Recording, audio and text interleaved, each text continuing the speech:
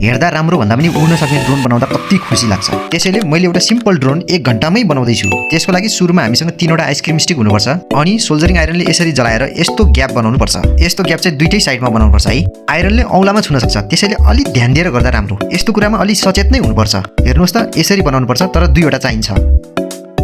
अब त्यो स्टिकको ठ्याक्क बीचमा मार्क गर्नुपर्छ, सँगसँगै अर्कोमा पनि। बचेको स्टिकलाई 1 सेन्टिमिटरको ग्यापमा दुवै साइडमा यसरी मार्क गर्नु होला। अब बीचमा र छेउमा मार्क गरेका स्टिकहरूलाई यसरी जोड्ने र फेभिक्विकले चप्काइदिने।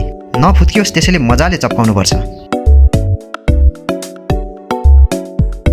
अर्को स्टिकको बीचबाट पनि यसरी नै जोडिदिने र चप्काइदिने।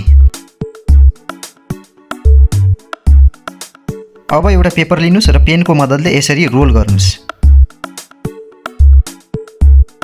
अनि कन्जुस नगरी मजाले ग्लुले चप्काइदिनुस् अनि सुक्नलाई छोडिदिनुहोस्। सुकेर पक्का भएपछि 4 सेन्टिमिटरको ग्यापमा यसरी काटेर 4वटा पिसहरू बराबर काट्नुहोस्।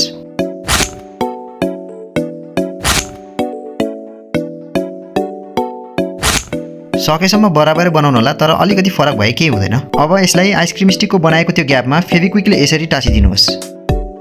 अर्कोलाई पनि त्यसरी नै टाँसिदिनुहोस्। सकेसम्म 90 डिग्रीमा टेकिने गरी टाँस्दा राम्रो। यो मैले एच सेपमा बनाएको छु। जस्तो सेपमा बनाए पनि सिजी बीचमा छ भने फरक पर्दैन। अब ब्रसलेस मोटरहरूलाई सेट गर्ने पालो। यी मोटरहरू अनलाइन मार्केटमा सजिलै पाउन सक्नुहुन्छ। यदि चाहिएको छ भने कमेन्ट गर्न सक्नुहुन्छ। म अनलाइन स्टोरको लिङ्क सेयर गरिदिनेछु। अब प्रोपेलरहरू फिट गर्ने पालो। यो पनि सेम अनलाइन स्टोरमा पाउन सक्नुहुन्छ। खासमा मैले यी सबै एउटा ड्रोनको सेटबाट झिकेको हुँ, जुन मैले त्यही स्टोरबाट किनेको थिएँ। अब डबल साइडेड टेपको सानो टुक्रालाई बिचमा टाँसिदिनुहोस् अनि मिनी फ्लाइट कन्ट्रोलर त्यसमा टाँसिदिनुहोस्। यो पनि त्यही सेटमा पाउनुहुन्छ। अब मोटरका तारहरूलाई देखाए जसरी फ्लाइट कन्ट्रोलरमा जोडिदिने, तर मोटरको ओरिएन्टेसन मिल्ने गरी जोड्नुपर्छ। ल है, हाम्रो ड्रोन लगभग रेडी भयो। अन्त्यमा ब्याट्री त जोड्नै पर्यो, त्यसका लागि फेरि टेपलाई यसरी टाँसिदिने अनि सानो लिथियम आयन ब्याट्रीलाई त्यसमा चप्काइदिने। ल, अब यो उड्नलाई रेडी भइसक्यो। अब ब्याट्रीलाई फ्लाइट कन्ट्रोलरसँग जोडिदिउँ।